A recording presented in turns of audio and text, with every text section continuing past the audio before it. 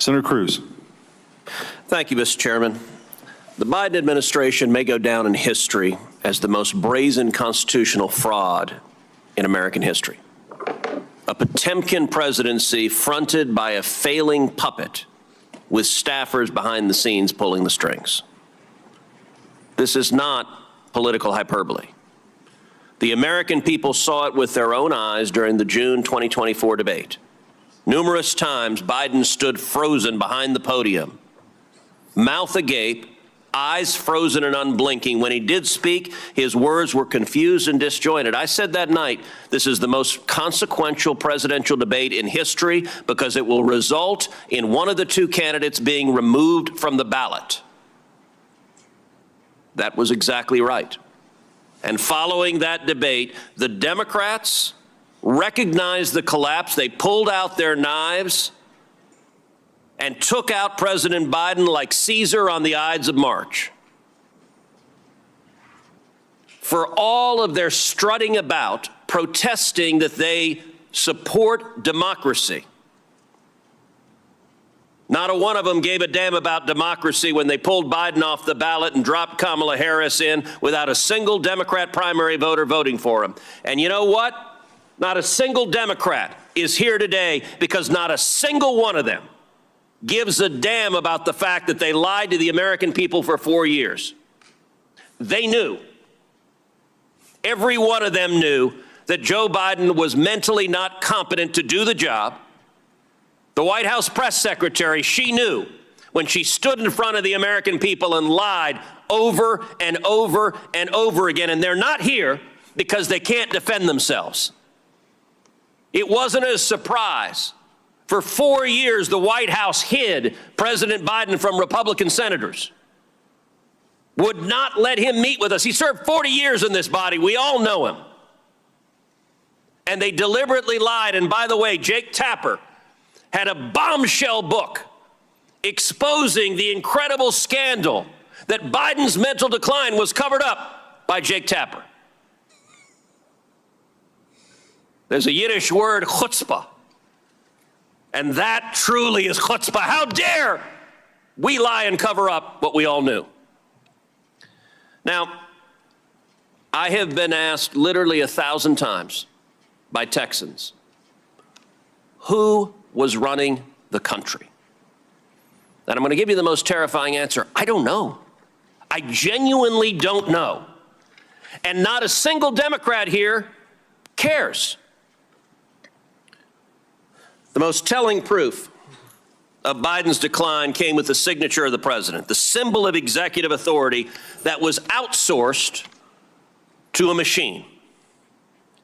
Mr. Wold, you're a lawyer who served in the White House counsel's office. You understand the gravity of presidential action.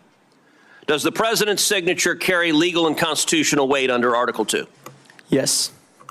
Is the act of signing an executive order or signing a law or granting a pardon a delegable duty of the president? So in that opinion in 2005 from OLC, they said essentially that an Autopen could be used by a subordinate, but the president's determination as to sign the document can never be delegated. Can that authority be transferred to a staffer or machine without the president's explicit authorization? Never. And if you look at the statistics are stunning. In 2021, President Biden issued 78 executive orders. None were signed with an Autopen. That first year of the presidency, Biden, I suppose, was relatively lucid, and 78 executive orders he signed by hand. The second year, however, we see the Autopen emerge. The first Autopen executive order was issued on July 15th, 2022. After that day, 100% of the executive orders issued in 2022 were signed by an Autopen. In 2023, Biden issued 24 executive orders. 16 were Autopenned. In 2024, Biden issued 19. 14 were Autopenned. In 2025, Biden issued 14 executive orders. Every single one was Autopenned. Mr. Mr. Wald, let me ask you as a legal matter, if there's a law that's passed both houses of Congress and it goes to the White House, and a staffer auto-pens signing that law without the president's authorization, is that law legally passed and signed into law? No. If an executive order is issued and a staffer auto-pens it without the president's authorization, is that executive order legally binding? No.